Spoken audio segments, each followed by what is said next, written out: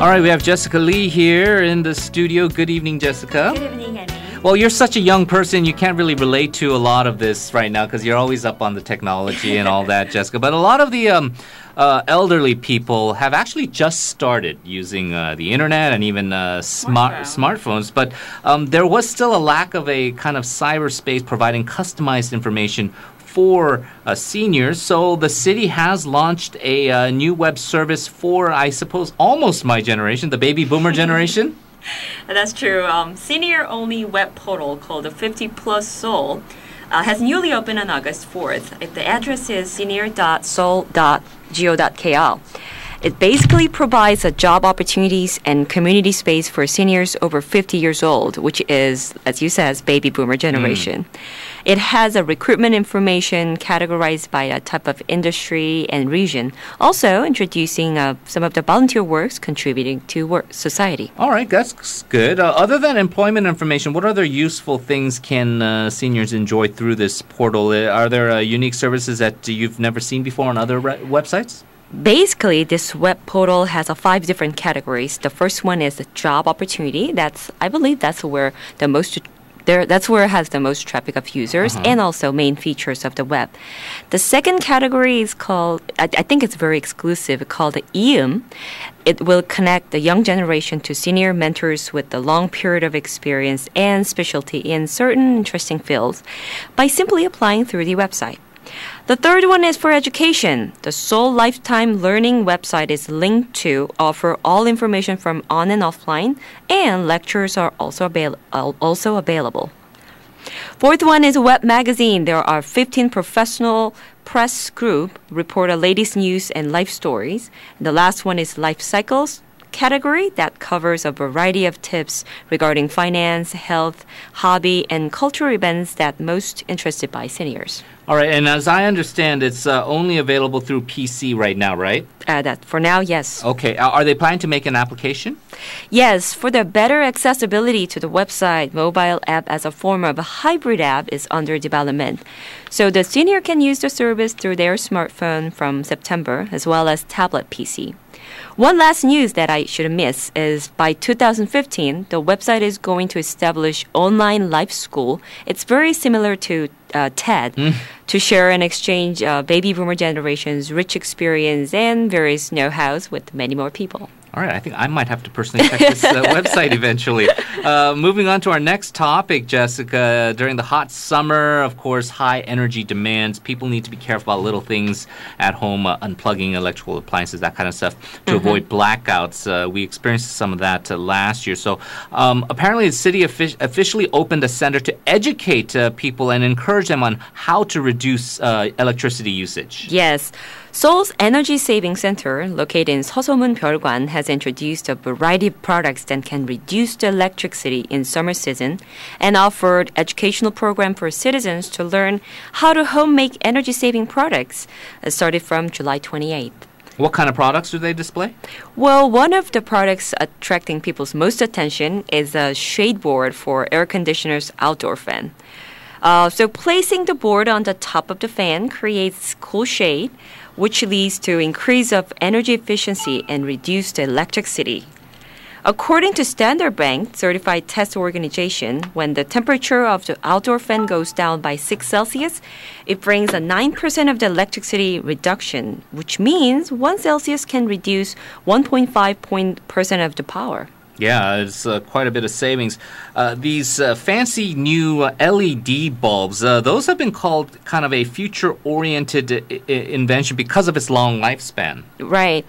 While regular light bulb emits a 100 Celsius heat as well as light, LED bulb release only 45 Celsius or even little heat. So changing to high-efficiency LED lighting will result in lowering indoor temperature and eventually save the cooling energy. In addition to that, LED is lighter than existing light bulb with the same power, but it consumes only 1 out of 7 electricity comparing with the old one. Yeah. I mean, I've heard people who feel like the incandescent, the original light bulbs have a more warmer glow, and so they still prefer it. But obviously, if you want to be eco-friendly, the LED lights are the way to go. Besides all of that, Jessica, are there any other useful tips to control humidity or water usage? Sure. Instead of having an expensive dehumidifier at home, using calcium chloride with the recycled plastic bottle. It's simple. Put the substance into the bottle and cover the top with the light cloth and put it in every corner of your home. That's simple homemade dehumidifier.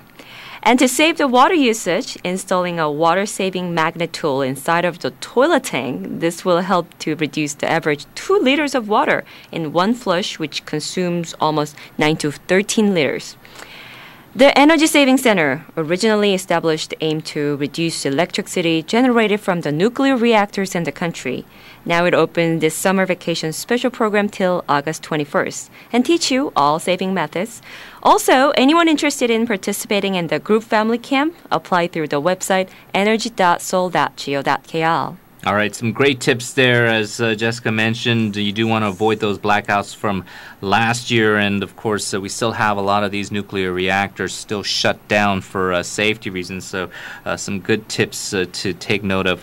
We do have time for one more story here, Jessica. And we're going to continue this eco-friendly theme. This is part of an eco-friendly project that Seoul is a part of. They're going to upgrade their public transportation, especially the bus systems. Can you tell us a little bit more about this? Sure. The Seoul city government will provide 1,200 compressed natural gas, which called the CNG, hybrid buses by 2018, and 20 of them will firstly introduce within this year.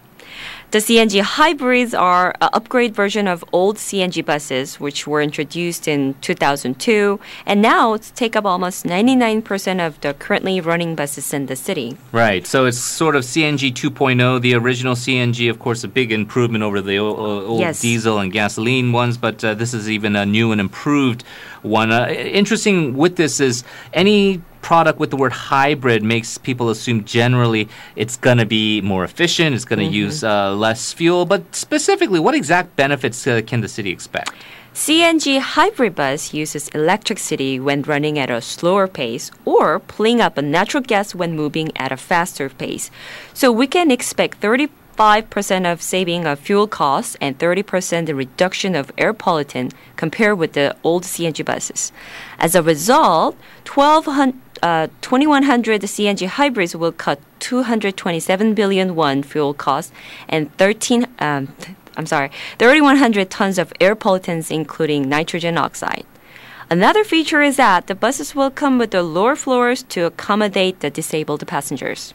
Yeah, so all of these benefits, you have saving costs, of course, fuel, preventing further air pollution. That's all great. And even the fact that they are the low buses, which help the disabled to get around and ride these buses, that's all great. However, the bus companies who have to pay extra to actually change their fleets to CNG hybrids, maybe they wouldn't be so happy about it. That's true. It costs a lot of money for replacement. So the government will support them utilize Green Car Fund managed by the Korea Finance Corporations. What it does is it allows them to purchase a CNG hybrid bus at the same price of CNG bus, and the price difference will be paid from the saved fuel costs in the future. Also, the Seoul City government and Ministry of Environment will subsidize 40 million won for bus companies. Good to know. Jessica, always a pleasure. Thank you. We'll see you tomorrow. See you tomorrow. We're going to take a short break. We'll be back with our panel discussion. Stay tuned. You're listening to Primetime.